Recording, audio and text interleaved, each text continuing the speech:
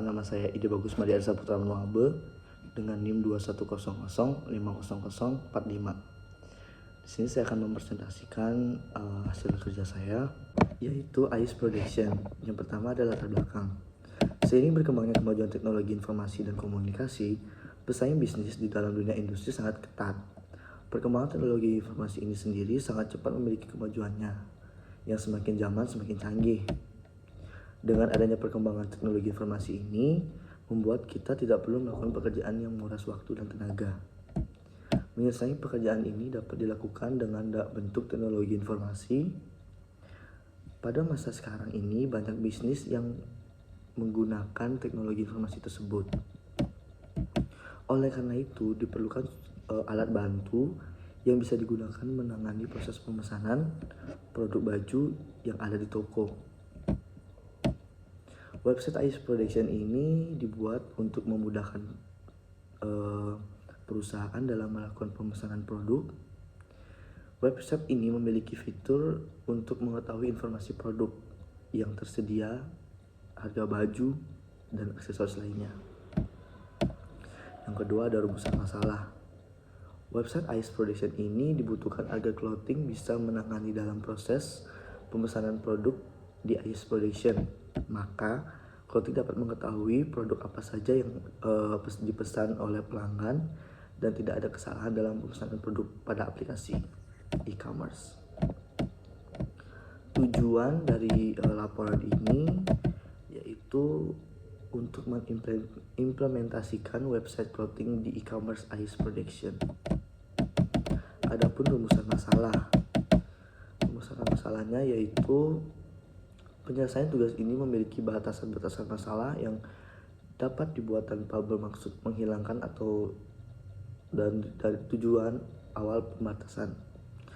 Batasan-batasan masalah tersebut adalah ulasan mengenai website AIS Product, meliputi aktivitas pemesanan dan pelanggan mengorder hingga total harga produk. Selanjutnya itu ada metode penelitian. Yang pertama itu ada coding dan testing. Desain yang dibuat harus diubah dalam bentuk yang dimengerti oleh komputer, yaitu ke dalam bahasa pemrograman melalui proses coding. Yang kedua ada implementasi, yaitu setelah semua fungsi-fungsi yang ada di dalam software diuji coba agar software bebas dari kesalahan dan hasilnya sesuai dengan kebutuhan yang sudah didefinisikan sebelumnya. Yang ketiga ada pemeliharaan. Pemeliharaan suatu software itu sangat diperlukan, termasuk di dalam adalah pengembangan karena software yang dibuat tidak selamanya hanya seperti itu. Dan kebutuhan perusahaan akan harus bertambah. Juga perkembangan perusahaan menuntut software harus juga berkembang seperti ketika ada penggantian sistem operasi atau perangkat lainnya. Nah, yang selanjutnya kita masuk ke landasan teori. Landasan teori di sini yang pertama itu ada e-commerce. E-commerce itu merupakan suatu proses untuk menjual dan membeli produk-produk secara elektronik oleh konsumen dari perusahaan ke perusahaan dengan perantara komputer, yaitu memanfaatkan jejaring komputer. Yang kedua ada AIS Production. AIS Production adalah sebuah e-commerce yang menjual berbagai macam produk seperti baju, celana, dan aksesoris lainnya. Yang ketiga ada Bootstrap, merupakan salah satu jenis framework atau CSS yang digunakan untuk perancangan situs web. Contohnya CSS pada Bootstrap juga menyediakan fitur form, tombol, navigasi, dan komponen-komponen lainnya. Dan JavaScript yang membantu pembuatan antarmuka lebih mudah dan stabil. Yang keempat itu ada XAMPP, adalah perangkat lunak yang berbasis web server yang bersifat open source atau bebas serta mendukung di berbagai aspek seperti sistem operasi baik Windows, Linux, atau Mac OS. XAMPP juga digunakan sebagai standalone server atau bisa dibuat dengan localhost. Yang terakhir ada Draw.io, adalah sebuah website yang didesain khusus untuk menggambarkan diagram secara online. Nah, selanjutnya ada analisa kebutuhan. Jadi di analisa kebutuhan ini ada 3 peran aktor. Yang pertama itu ada admin, yang kedua ada sistem, dan yang terakhir ada pembeli. Untuk deskripsi kebutuhan pengguna aplikasi sebagai admin, yaitu yang pertama melakukan proses login, yang kedua menambah stok produk yang tersedia, mengurangi stok produk yang sudah tidak tersedia, mengecek total pemesanan produk yang pelanggan pesan, mengecek total harga produk yang pelanggan pesan, membuat transaksi pembayaran pelanggan, yang terakhir memverifikasi data kembali pembeli. Yang kedua ada sistem, yaitu yang pertama sistem mengecek data produk yang tersedia atau tidak, yang kedua mengecek data pembeli, yang ketiga mengurangi data produk yang tidak tersedia, menambah data produk yang tersedia, menampilkan transaksi, dan yang terakhir menampilkan invoice. Untuk yang ketiga ada pembeli, yaitu melakukan proses login, melakukan registrasi jika belum mempunyai akun, memilih produk yang diinginkan, melakukan pembayaran, mengisi alamat, dan menerima pesanan.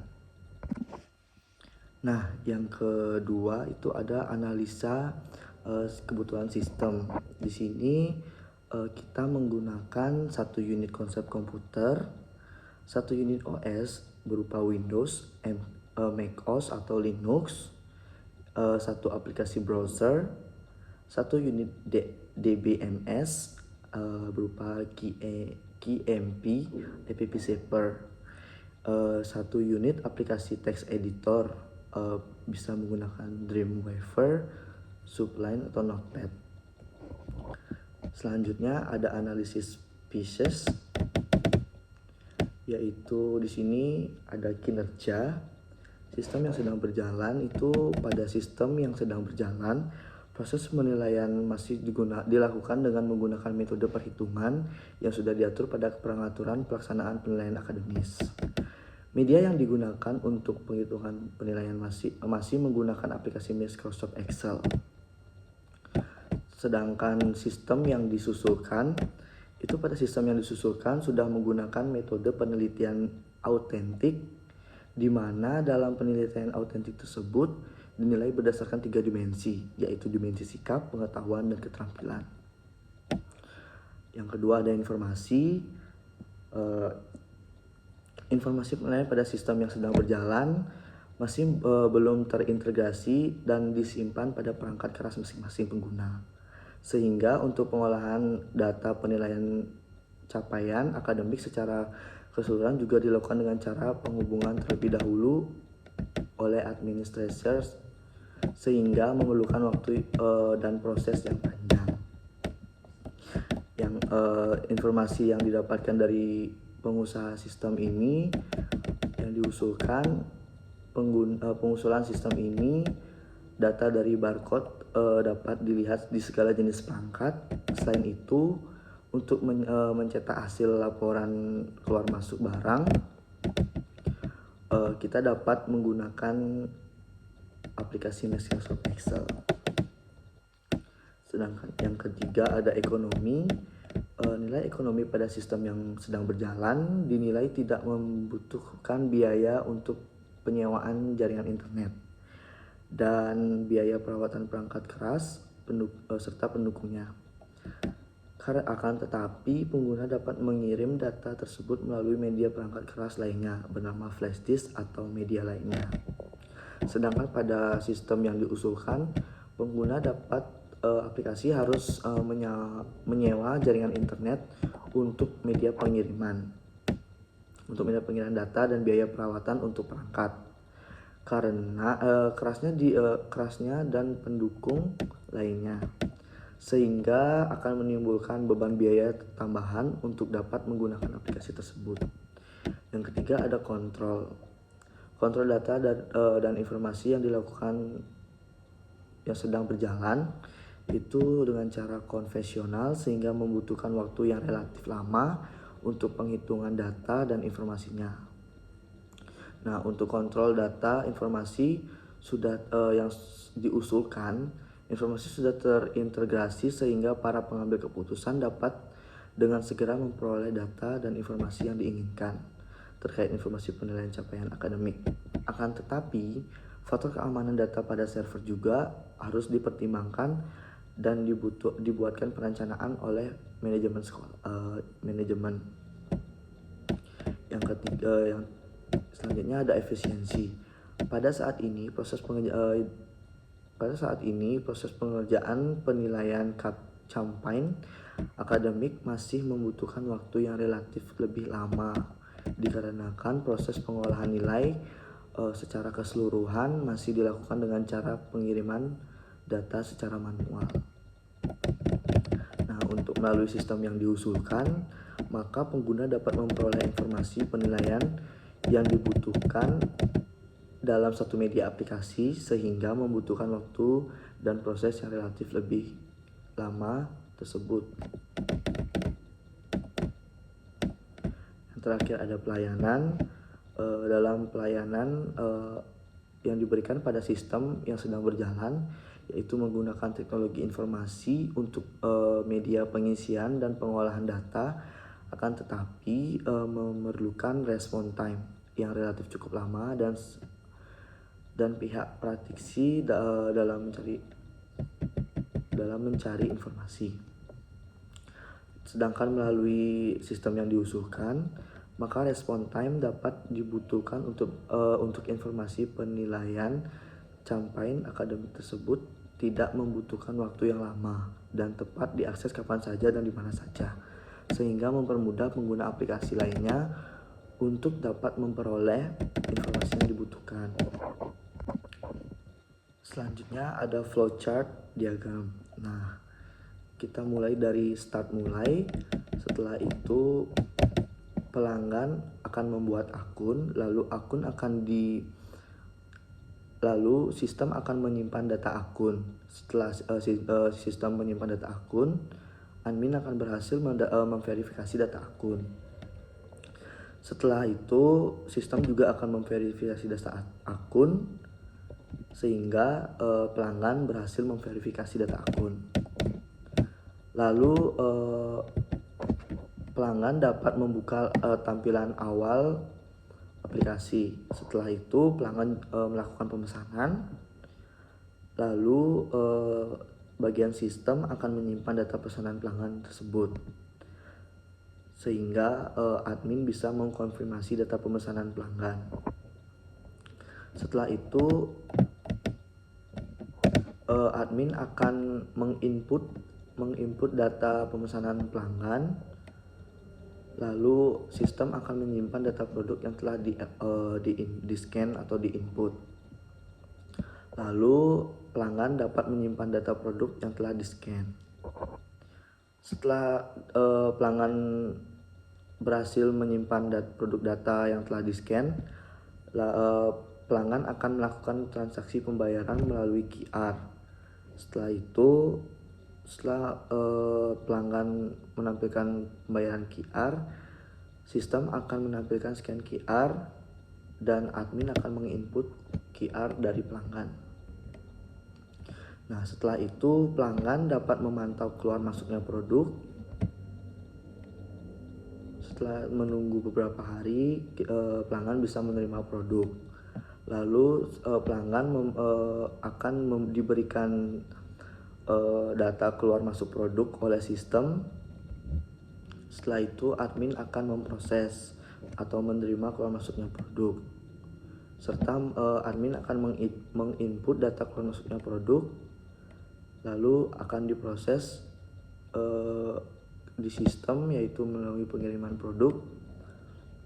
Dan yang terakhir, pelanggan akan menerima data produk yang dikirimkan. Dan ada juga proses flow diagram. Yang pertama yaitu pelanggan melakukan proses membuat akun. Apabila akun sudah dibuat, maka pelanggan akan otomatis login. Yang kedua, setelah pelanggan membuat akun, maka sistem akan menyimpan data pelanggan, lalu admin mengkonfirm data akun yang sudah dibuat. Yang ketiga, setelah akun terverifikasi oleh sistem, lalu pelanggan akan membuka tampilan awal. Setelah itu, pelanggan akan memesan pesanan.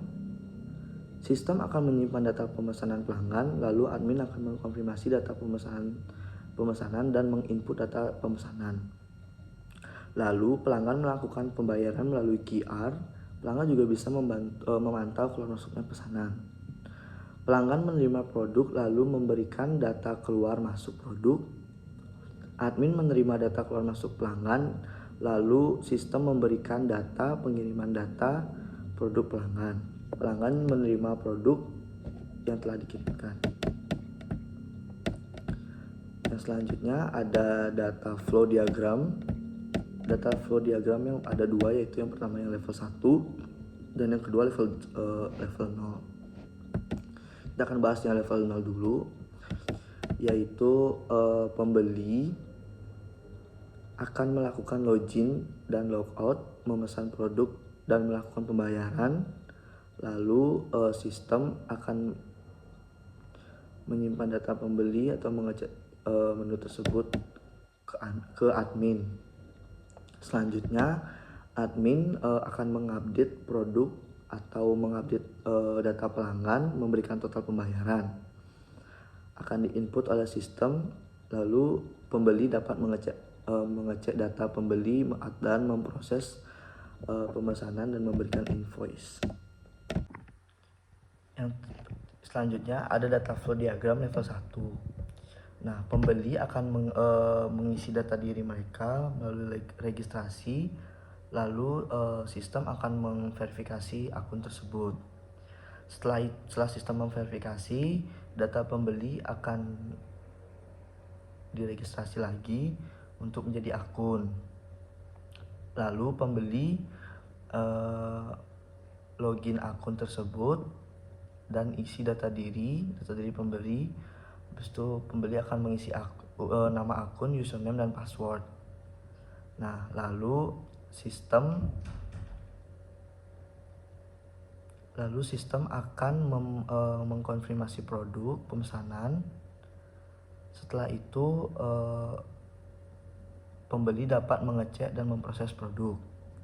Setelah itu pembeli bisa memilih produk pemesanan dan akan dicek oleh sistem.